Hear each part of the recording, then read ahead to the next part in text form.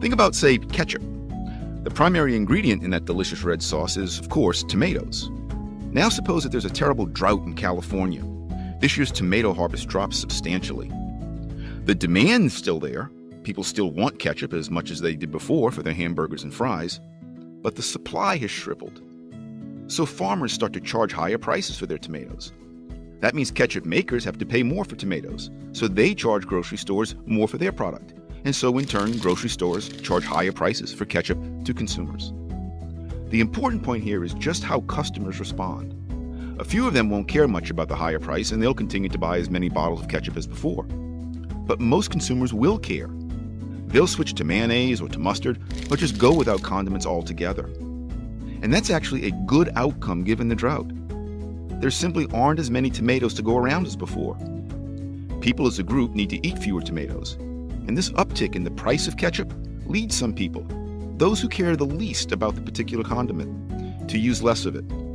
And that means total consumption of tomatoes shrinks. From a bird's eye view, it might look as though this chain of events is consciously coordinated, that the farmer, manufacturer, grocery store, and customers are all working together, according to some plan or to some directive, to adjust to the fact that the drought destroyed a lot of tomatoes. But of course, we know they aren't. There's no Bureau of Condiments ordering people to hold the ketchup. The information about the need to cut back on tomato consumption was communicated organically through prices. Or as the great economist Friedrich Hayek put it, the ketchup's price is, quote, a kind of machinery for registering change, unquote.